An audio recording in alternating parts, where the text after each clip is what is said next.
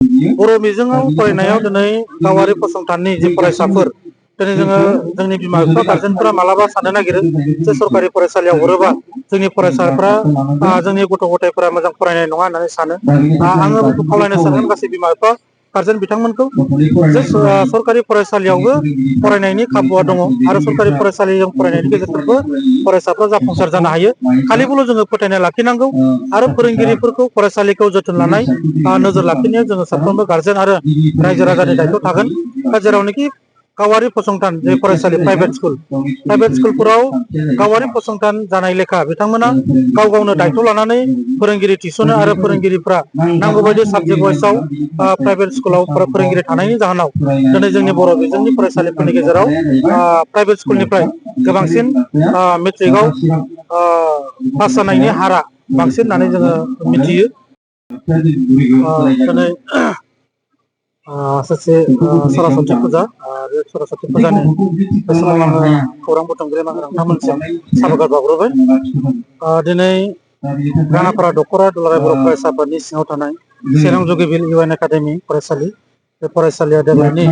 जि सरासति फुजा बे सरासति फुजाखौ सानसेनि मेहेर गोनां हाबाफारि लानानै गाजा गोमजायै फरायसालिनि बे गेवलां फोथाराव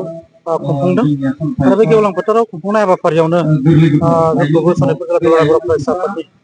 आलासि हिसाबै हामलायनाय लेखा बेयाव बाहागो लाफैनो मोननानै आङो खोब गोजोननाय मोनदों दा दिनैनि बे सरासति फुजानि गेजेरजों आं बेखौनो बुंनो सानगोन जे दिनै जि गोथार सरासति फुजा बे सरासति फुजानि गेजेरजों जोंनि फरायसुला फरायसुलि बा नैबे एक नं जुगिबिल इउ एन एकाडेमिनि साफ्रोमबो फरायसुला फरायसुलि बिथांमोना फरायनायजों लोगोसे इसोर सिबिनाय आरो गावखौ फोथायनाय आरो इसोरखौ फोथायनाय आरो बिजाबखौ फोथायनाय बे जाहाथे सरस्वती बिमानि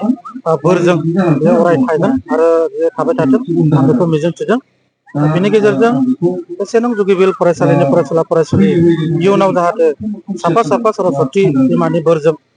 सासे गेदेर सुबुं जाहैनो हाथों जिउआव जाफुंसार जाहैथों बेखौबो आङो बिथांमोननिसिम मिजिंथिदों दा बेनि गेजेरजों आं बुंनो सानगोन दिनै बर' बिजोङा गोबां रोखोमनि थासारियाव दिनै बर' बिजोङा गोदोसोनानै दङ दा बे गोदोसोनाय बर' बिजोंफोरखौ दिनै दुलाराय बर' फरायसा आफाद आरो बर' थुनलाइ आफादा हानायसेबां जोङो गामियारि फरायसा फरायसुलिफोरखौ लानानै मोनसे जांख्रिखांनाय लाबोबाय थादों जे जोंनि बर' बिजोङाव फरायनांगौ आरो बर' बिजोङानो बयनिख्रुइ गोदैसिन जोंनि बिजों आरो बर' बिजोंजों फरायनानैबो जे जाफुंसार सुबुं जानो हायो बेनि बिदिन्थि गोबां दङ दा बेखौ लानानै जोङो खामानि मावबाय थादों दा जों आसा खालामदों बे इउ एन एकाडेमि बा सरकारि फरायसालि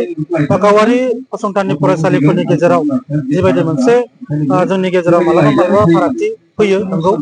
आरो जोङो बुंनो सानगोन दिनै सरकारि फरायसालिफोरावबो दिनै नांगौ बायदि बर' बिजोङाव थोजासे फोरोंगिरि गोबाङाव गैया नाथाय जायफोर फरायसालिफोराव दिनै फोरोंगिरिफोर दङ बै फोरोंगिरि थानाय फरायसालिफोराव दिनै मोजां रिजाल्टआ दिनै फैनो हमदोंसै आरो दिनै फोरोंगिरि गैयै फरायसालिफोराव दुलाराय बर' फरायसा आफाद आरो बर' थुनलाइ आफादा जथायै लोगो नांनानै फैबाय थानाय समाव थाबैनो बर' बिजोंनि फरायसालिफोराव फोरोंगिरि थिसननांगौनि थाखाय जोङो इतिमयधे जोङो आसाम सरकारनिसिम दुलाराय बर' फरायसा आफादनि मिरुनिसिम जोङो खावलायनायनि गेजेरजों बेखौ मावफुंनो थाखाय जों खावलायनानै दोनदों दा बे समाव आङो खावलायगोन बर' बिजोङाव फरायनायाव दिनै गावारि फसंथाननि जि फरायसाफोर दिनै जोंनि बिमा बिफा गारजेनफोरा मालाबा साननो नागिरो जे सरकारि फरायसालियाव हरोबा जोंनि फरायसाफ्रा जोंनि गथ' गथायफोरा मोजां फरायनाय नङा होननानै सानो आङो बेखौ खावलायनो सानगोन गासै बिमा बिफा गारजेन बिथांमोनखौ जे सरकारि फरायसालियावबो फरायनायनि खाबुआ दङ आरो सरकारि फरायसालिजों फरायनायनि गेजेरजोंबो फरायसाफ्रा जाफुंसार जानो हायो खालिबोल' जोङो फोथायनाय लाखिनांगौ आरो फोरोंगिरिफोरखौ फरायसालिखौ जोथोन लानाय नोजोर लाखिनायाव जोङो साफ्रोमबो गारजेन आरो रायजो राजानि दायथ' थागोन दा जेरावनोखि गावारि फसंथान जे फरायसालि प्राइभेट स्कुलफोराव गावारि फसंथान जानाय लेखा बिथांमोना गाव गावनो दायथ' लानानै फोरोंगिरि थिसनो आरो फोरोंगिरिफ्रा नांगौ बायदि साबजेक्ट वाइसआव प्राइभेट स्कुलाव फोरोंगिरि थानायनि जाहोनाव दिनै जोंनि बर' बिजोंनि फरायसालिफोरनि गेजेराव प्राइभेट स्कुलनिफ्राय गोबांसिन मेट्रिकआव पास जानायनि हारा बांसिन होननानै जोङो मिथियो दा बेखौ जोङो खावलायनो सानगोन दिनै बबेबा जुदि सरकारि फरायसालिफ्रा दिनै उसुबिदाथार थासारियाव दिनै थानानै दिनै जोंनि फरायसा फरायसुलिफोरनि इयुना जुदि खोमसि जायोब्ला बिनि जि दायनिगिरि बेयो जोंनि रायजो राजा बा जोंनि दिथागिरिफोरनि जागोन। दा बेखायनो आङो फरायसालिखौ जोथोन लानाय आरो बेखौ हानायसेबां जोङो आसाम सरकार बा जोंनि बिटिआर खुंथाय मानगोदान प्रमद बर' बिथांनिसिम आरो दुलाराय बर' फरायसा आफादनि आफादगिरि मानगोनां दिपेन बर' आरो आसामनि गिबि मन्थ्रि मानगोनां डक्टर हेमेन्त बिश्व शर्मा बिथांमोननिसिम जों खावलायनो सानदों जे बर' बिजोंनि जे जेंना, फरायसालिनि जेंना, फोरोंगिरिनि जेंना बेखौ थाबैनो फोजोबनांगौ आरो जोंनि फरायसाफोरखौ फरायनो थाखाय मोजां खाबु होनांगौ। इयुनाव जाहाथे जोंनि बर' फरायसाफ्राबो साफा साफा जाफुंसार फरायसा जानो हायो, सुबुं जानो हायो, डक्टर, इन्जिनियार, साइन्टिस्ट, इन्जिनियार बायदि बायदि जाहाथे जानो खाबुखौ मोनो, प्रफेसार जानो खाबु मोनो, मोजां फोरोंगिरि जानो खाबु मोनो, मोजां आबादारि जानो खाबु मोनो। जाहाथे बेनि थाखाय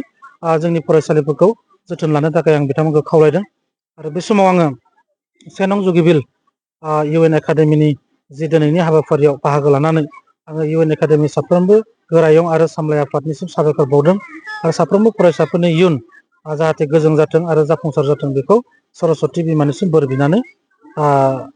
फरायसाफोरनिसिम आङो गाहाम हामलायनायखौ जासिहरदों। नंगौ, थारैनो मेट्रिक परिखाया देग्लाय फेब्रुवारि 15 अक्ट'निफ्राय जागोन आरो जेरावनोखि जोङो बावथारला समा। दा दिनै जोंनि फरायसाफोरा थांनाय समफोराव आसाम सरकारा एनइपिनि दारै जे मेट्रिक परिखाखौ बोखांनानै डाइरेक्ट हायार सेकेन्डारि एग्जाम फाथिनाय जासिगोन होननानै बुंनाय लेखा जोङो माखासे फरायसाफोरजों सावरायनायनि उनाव थांनाय बोसोरनैयाव जोंनि बर' बिजोंनि फरायसालिफोराव मोजां रिजाल्ट जोङो मोननो हायाखै। मानोना गोबां फरायसाया सानदोंमोन जे मेट्रिक एग्जामा जानाय नंला, हायार सेकेन्डारि डाइरेक्ट एग्जामा जागोन, बिनि थाखाय गथ'फोरनि फरायनायासो माबा जादोंमोन। दा बेखायनो दिनै जोङो फिन फरायसाफोरखौ खावलायदों, गाबोन समफोर जि 15 तारिखनिफ्राय जानो गोनां मेट्रिक एग्जाम, बे मेट्रिक एग्जामाव जोंनि फरायसाफ्रा जाहाथे मोजां फरायथों। बिनि थाखाय जोङो दुलाराय बर' फरायसा आफाद, दखर आफादफोरा दिनै न'खर न'खर थांनानै फरायसाफोरखौ लोगो हमदों,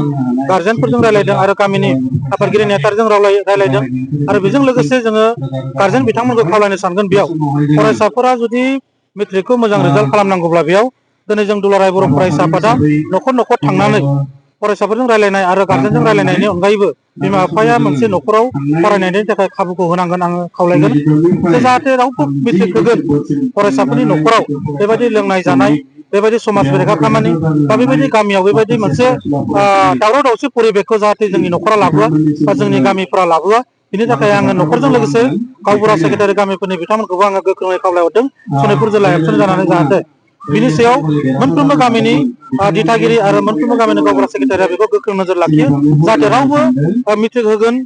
फरायसाफोर गोनां गामियाव लोंला जाला आरो दावराव दावसि परिबेकखौ लाबोआ। गान बाजोन जुदि हाबा खेराइ बेबायदि लाबोआ, हाबा खेराइ जुदि